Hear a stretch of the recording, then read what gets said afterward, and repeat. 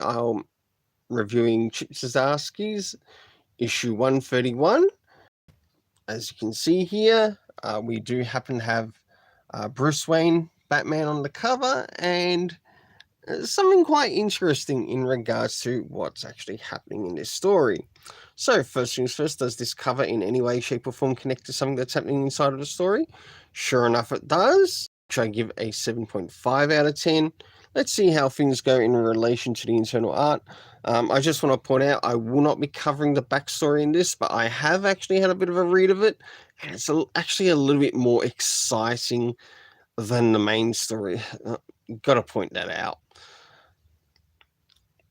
But you won't get the rating for that story, you're only getting the rating for the first story. So jumping into first things first, and as we begin, we find out that we are in a Gotham, but this Gotham is not Bruce Wayne's Gotham. We end up meeting quite a cast of characters. In this, of course, we have Tim Drake somewhat working in the background in the main universe, but where Batman is at the moment, we're not actually too sure. And I must admit, this somewhat story idea reminds me a little bit of Batman R.I.P. To which, if I remember, I think it was done by Scott Snyder or someone else. Actually, it might have been Grant Morrison. One of those writers at DC. So we're getting basically another rehash version of that idea once again in DC Comics. But with this one, instead of being thrown into the past, we seem to be thrown in somewhat of a different reality of sorts, or a multiverse of sorts. We've got quite a list of things. One thing I got from this is that I couldn't work out who all the characters were, and I feel that really let the story down. But in regards to the art, I must admit it's a bit hit or miss.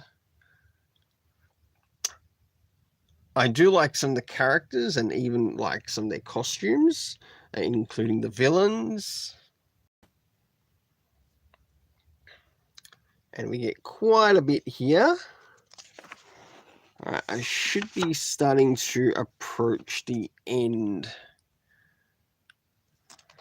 Alright.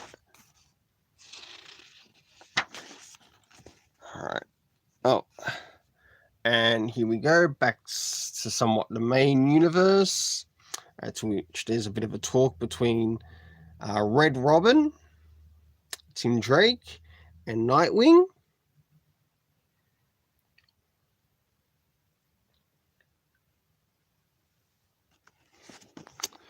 So, for the internal art, I gave it a 7 out of 10. Now it's time to move in relation to the story. So first things first, did we get any comic references? Because comic references are really important. No, a little bit lazy on Chip's part and also the editor's part. If you really want us to follow this story, including new people to follow this story, it wouldn't hurt to leave some breadcrumbs out. Just saying. Moving into the next thing, did we get any indication of time, like what time some of these things are taking place? No, we didn't. The only location, of course, was Gotham, but where we are in this particular world or universe, it's not been revealed to us yet.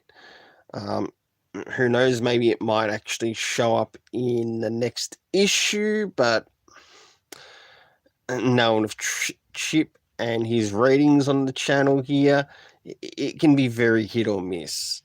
And last but not least, the cast of characters consisting of Red Robin, Tim Drake, Batman, Bruce Wayne and wherever he is in the present world. We had Harvey Dent as the judge. We also had Red Mask.